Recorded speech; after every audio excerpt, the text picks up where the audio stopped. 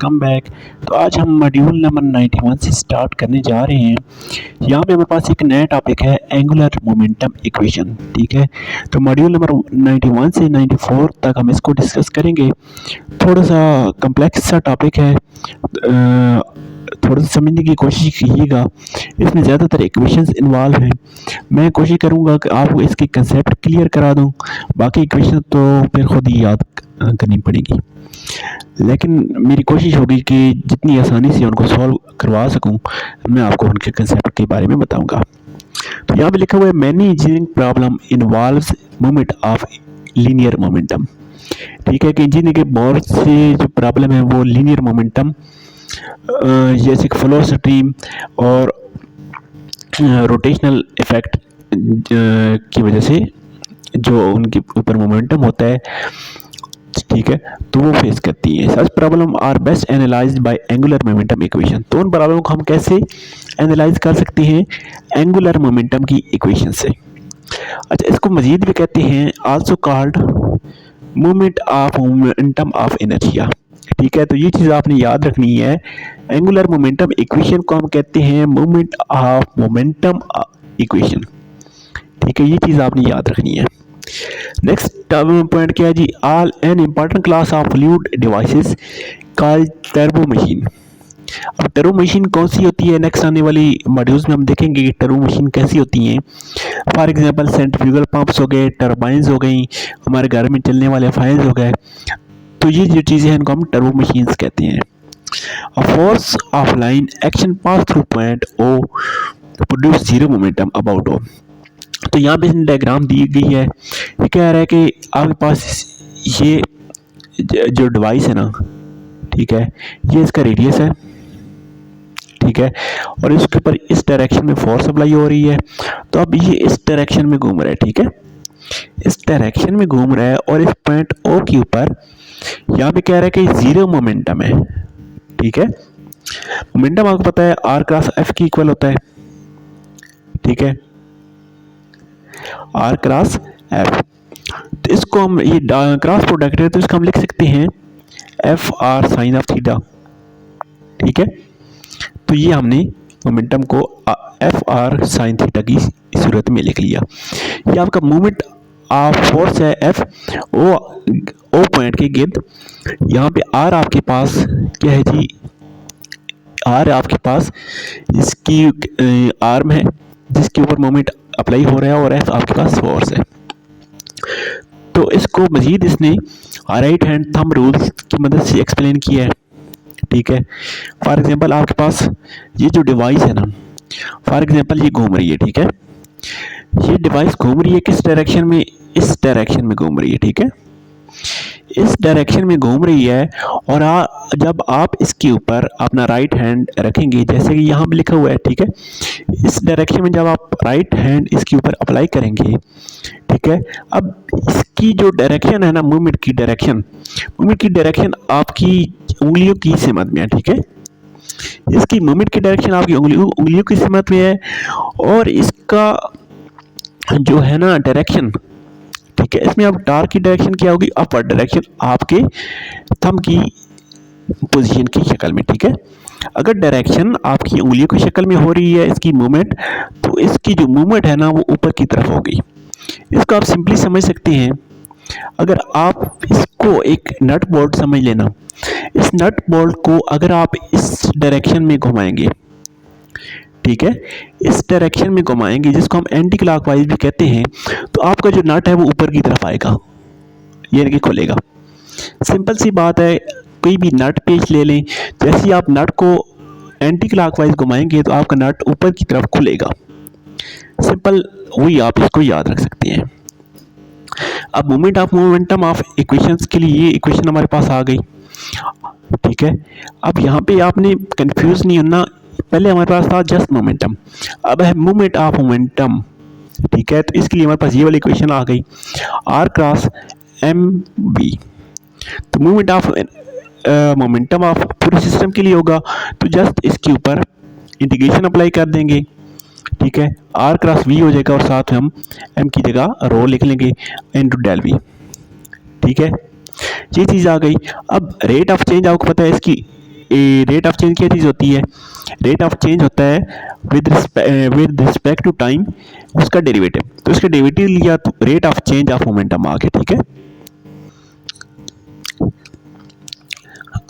अब पूरे सिस्टम के लिए हमारे पास ये चीज़ आ गई है, यहाँ पे एम हमारे पास है आर क्रॉस एफ, ठीक है।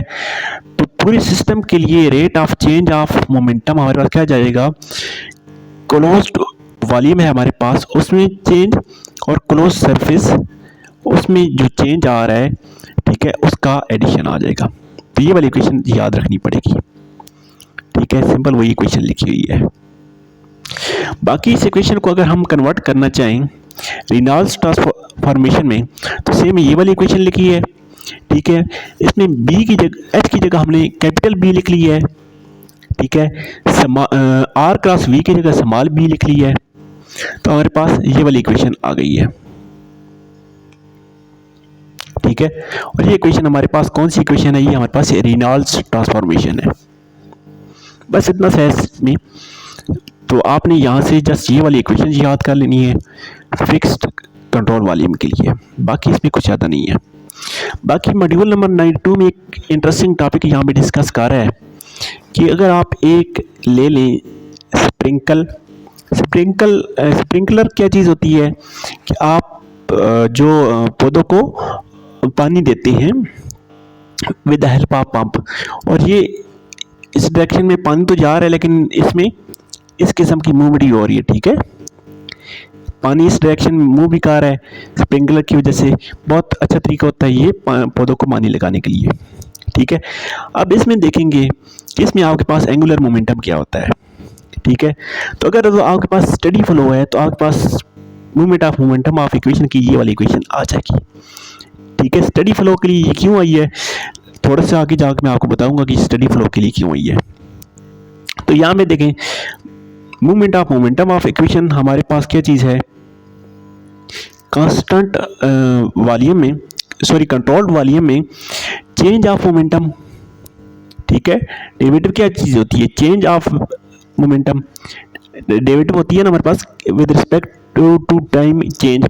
तो यहाँ पे हमारे पास चेंज मोमेंटम आया प्लस जो आउटलेट पे आपके पास मोमेंटम है माइनस इनलेट पे जो मोमेंटम है।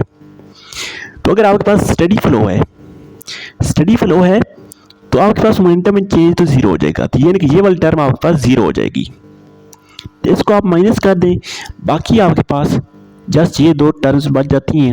तो स्टेडी फ्लो के लिए आपके पास ये वाली इक्वेशन आ जाती है, ठीक है। ये यहाँ पे लिखी हुई है इन टर्म्स ऑफ रो। बाकी आपके पास ये बता रहा है कि net force acting on control volume during steady flow is equal to difference between outgoing and incoming angular momentum, ठीक है। ये देख लें स्टेडी फ्लो में आपके पास आउट वाला जो मोमेंटम है माइनस इन वाला जो मोमेंटम है, ये आपके पास नेट टार्क भी आप इसको बोल सकते हैं, नेट मोमेंटम भी बोल सकते हैं। और स्केलर फॉर्म में एंगुलर मोमेंटम को हम कैसे लिखेंगे, ये वाली इक्वेशन आ जाएगी, ठीक है। बाकी अब 93 टॉपिक में कह रहा है अगर एक्सटर्नल मोमेंटम आपके पास एक्सटर्नल मोमेंटम जीरो, तो यहाँ पे हमारे पास ये वाली इक्वेशन थी, ये डी एच वाली ये वाली इक्वेशन है ना सारी, ये वाली इक्वेशन। अब डी एच को दूसरी साइड पे ले गया है तो आपके पास ये वाली इक्वेशन बन गई है, ठीक है। ये कह रहा है this is an expression of conservation of angular momentum principle which can be stated as absence of external momentum. अब आपके पास एक्सटर्नल मोमेंटम जीरो है, the rate of change of angular momentum of control volume is equal to change in difference between incoming and outgoing. तो वही बात आ गई, जब आपके पास एक्सटर्नल मोमेंटम जीरो है तो incoming momentum sorry outgoing momentum minus incoming momentum आपके पास टोटल मोमेंटम आ जाएगा, ठीक है। When the movement of inertia I of control volume remains constant, जब आपके पास I कांस्टेंट रहेगा तो फर्स्ट टर्म आपके पास ये वाली जीरो हो जाएगी, ठीक है। तो बाकी आपके पास सिंपल ये चीज़ बच जाएगी। This approximation can be used to determine the angular momentum acceleration of space vehicle aircraft when rocket shaft direction different than direction of motion. अब इस चीज़ को ये जो इसने लिखा है इस एग्जाम्पल की मदद से समझते हैं। यहाँ पे आप कोई एग्जाम्पल ले लें, आपके पास फैन है या मोटर है, पंप है, तो यहाँ पे आप देखें ये इसका साइड व्यू है और ये इसका फ्रंट व्यू है। अब इस डायरेक्शन से यहाँ पे आप कंसिडर करेंगे पानी यहाँ से इंटर हो रहा है, जैसे ही यहाँ पे पानी इंटर हो रहा है यहाँ पे फैन लगा हुआ है, ठीक है, वो इस डायरेक्शन में मूव हो रहा है। तो आप देखें यहाँ पे अगर इस जगह से अगर पानी आ रहा है और ये फैन आपके पास इस डायरेक्शन में मूव हो रहा है, तो ये पानी बैर की तरफ निकलेगा। तो बैर की तरफ जैसे ही निकलेगा तो यहाँ से ये पानी बैर की तरफ निकल सकता है, ठीक है। तो सिंपल इसने यही चीज़ बताई है, बाकी इसमें कुछ ज़्यादा चीज़ नहीं है, ठीक है। बाकी इन इक्वेशन को आप स्किप कर सकते हैं, ये कुछ ज़्यादा इंपॉर्टेंट नहीं है।